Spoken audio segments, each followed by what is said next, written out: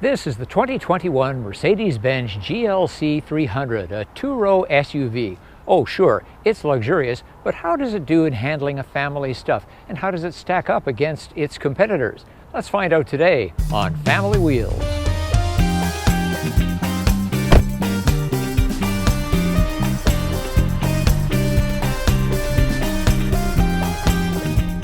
Start our drive with a look at the Mercedes-Benz alphabet in terms of SUVs.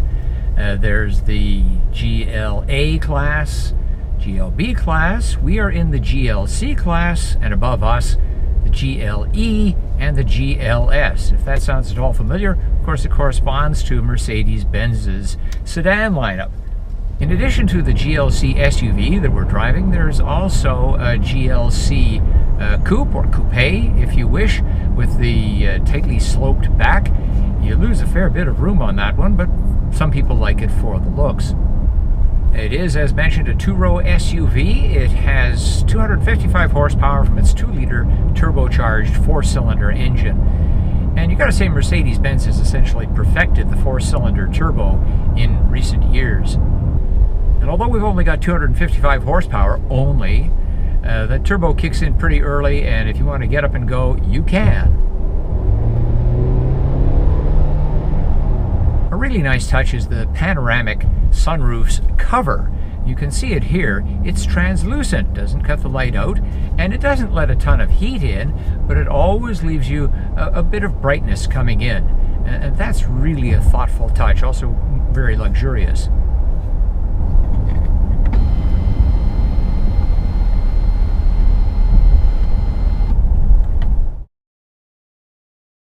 The styling of the GLC 300 is tasteful and muted in an era when sharp angles, creases, and darts dominate the field. It's a conservative look, befitting mid-range conservative money. The two-row luxury SUV market is as crowded as penguins on an icy breeding ground, and if you went by their dimensions alone, they'd be just as hard to tell apart. Our tester is 182 inches long on a wheelbase of 113 inches.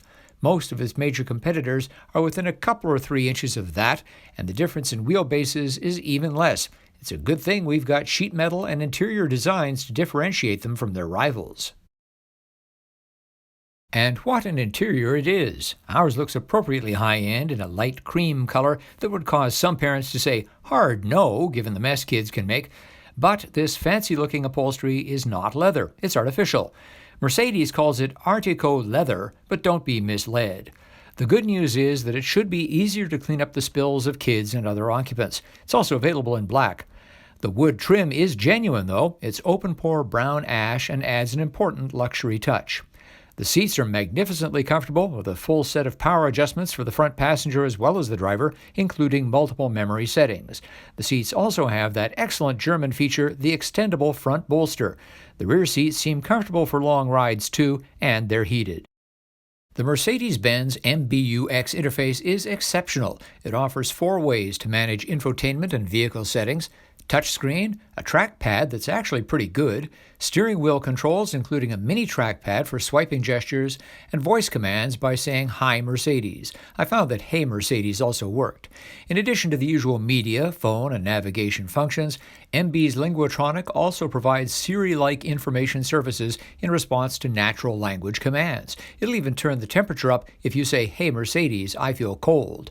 Apple CarPlay and Android Auto are available, but MBUX is the first system I've used that is a viable alternative to them.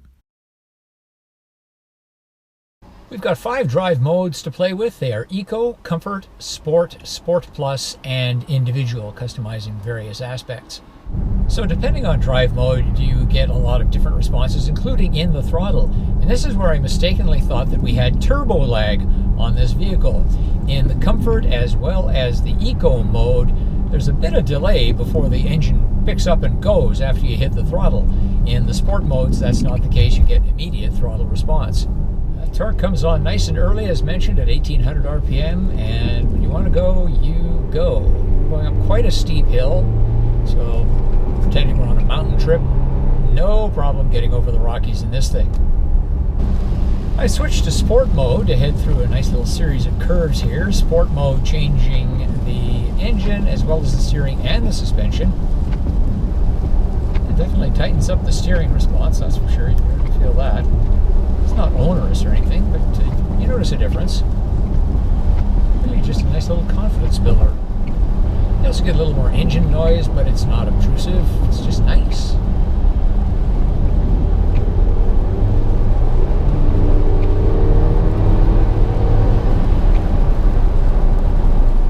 Many a luxury SUV in this mid-size segment handles surprisingly well, but the GLC 300 is a contender for the best of the bunch. Even at 4,000 pounds or more than 1,800 kilograms, it's light on its feet, always well planted and balanced. Thank Daimler suspension wizards, 4MATIC all-wheel drive, a superb 9-speed automatic transmission, and those great big tires. Its 20-inch rims are encircled by rubber that measures 255 by 45 on the front and 285 by 40 at the rear. Such wide and thin section tires, especially on baller spec 20-inch rims, can create a harsh and noisy ride, but our Mercedes shows no such symptoms. The downside, if you plan to own the car long term, is that the tires cannot be rotated and will thus have a shorter life. Oh, to have the problems of the luxury class. Here's our test load of 3 bags of groceries, a stroller, and a backpack. Let's put them in the back of the Mercedes GLC 300.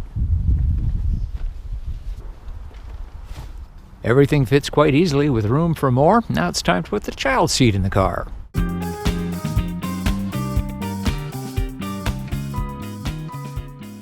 And with our child seat in the back, there's still plenty of room for an adult up front. For maximum storage space, it's really easy to fold the second row seats forward. There's a couple of buttons at the very back that let you do that.